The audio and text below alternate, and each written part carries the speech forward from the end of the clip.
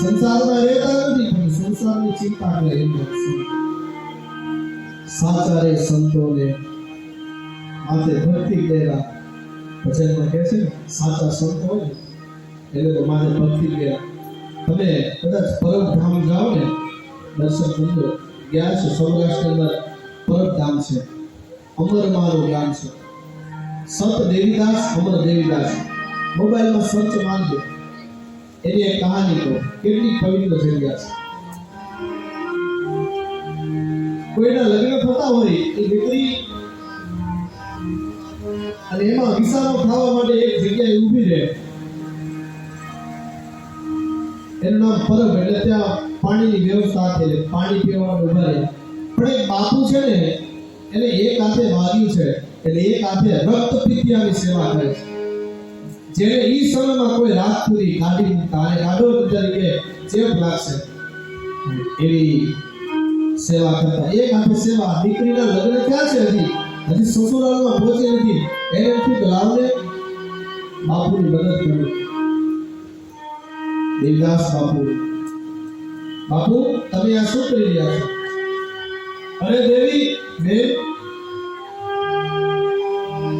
તું દૂર રહી જા, તારે તો હજી લગ્ન થયા હોય એવું લાગે છે, તને ચેપ લાગશે, આખા શરીરે તને રક્તપિત્ત થઈ જશે. અરે બાપા તમે એક હાથે કામ છે તો લાવો ને, હું પણ તમને હાથ લગાવું. અને હાથ અડાડી પાટો બાંધવા મળી. અરે એક મરી જ નહીં, એક દર્દી નહીં પણ એવા જેટલા બેઠા હતા ને બધાને પાટા કાઢ્યા ને બધાને બીજા કહેવા માંડ્યા, એ અમર, અમરમાં જેનું નામ છે, આની છે દીકરી અમરમાં જેનું નામ, એ અમર તમે શું કરી રહ્યા છો? જમા જગદંબા કે બસ હવે મારે સંસાર માંડવો નથી, મારે સેવા કરવા બેસવાનું છે. સાચા રે સંતોની માથે ભક્તિ કર્યા.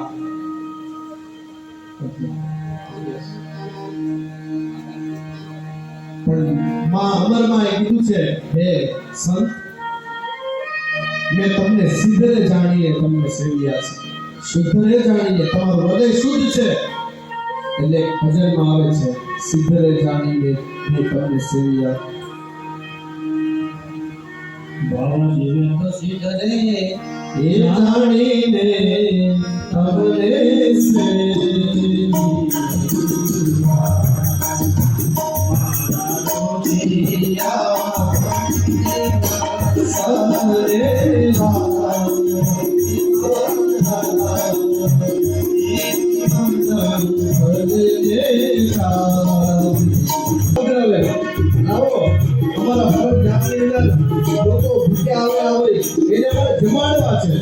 અત્યારના કોણ સંત જાય છે ભિક્ષા વૃત્તિ કરતા?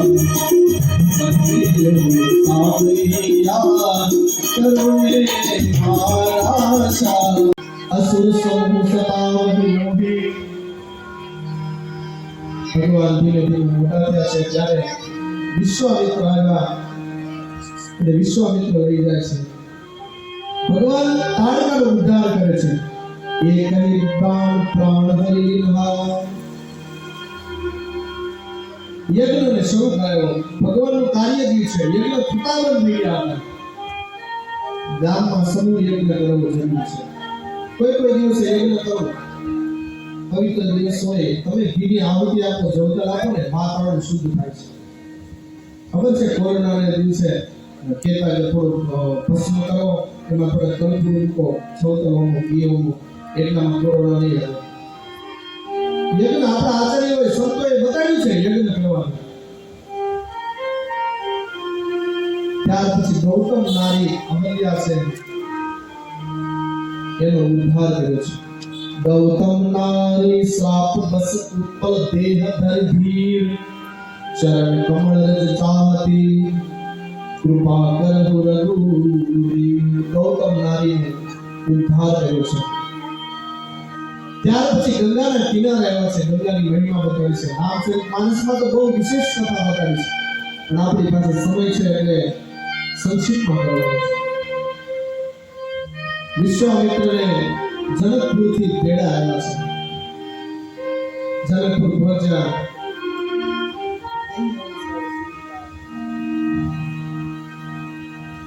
અને રામચંદ્રજીએ ગુરુએ આજ્ઞા કરી કે જનકપુરની અંદરથી તમે એવા ફૂલ લઈને આવો, હમણાં સંધ્યા સમય થઈ જશે, સંધ્યા થાય ને પછી ફૂલ ન તોડી શકાય, એટલે જલ્દીથી જઈ મારા માટે ફૂલ લઈ આવો.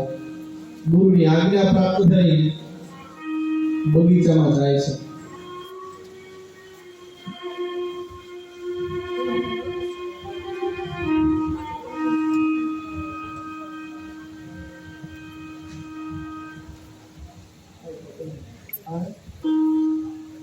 તે અવસર સીતા તકરાઈ ગિરિજા પૂજન કરની પતાઈ.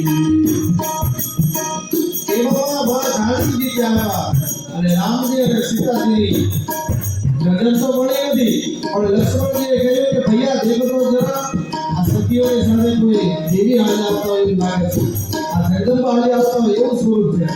રામજીએ ત્યાં જોયું નહીં, કહ્યું કે આપણે રઘુવંશી છીએ, કોઈની બહેન અને દીકરીની સામે નજર ન નખાય. લક્ષ્મણજીએ નજર નીચે કરી અને ગુરુ માટે જે ફૂલ લેવા હતા, પણ સખીઓએ જોયું, હે સીતાજી, કાલ તમારી વરમાળા છે ને એમાં આ વરમાળી તો કેવું સારું. એમાં જગદંબાને પ્રાર્થના કરી, બધી સખીઓએ કીધું કે મારે આ તમારો વર જોઈએ, અમે પણ મારી પ્રાર્થના કરીશું. આ જગદંબાને પ્રાર્થના કરીશું. ધનુષ્ય ભંગની કથા બતાવી. બધા રાજા આવ્યા છે, કોઈથી ધનુષ તૂટતું તો નહીં, સસ્તી કષ્ટ પણ ન થયું. જનક રાજા ઉભા થયા, વાત કરો છો, બાળપણમાં આવા બાળકો કેટલાને તોડી નાખ્યા છે.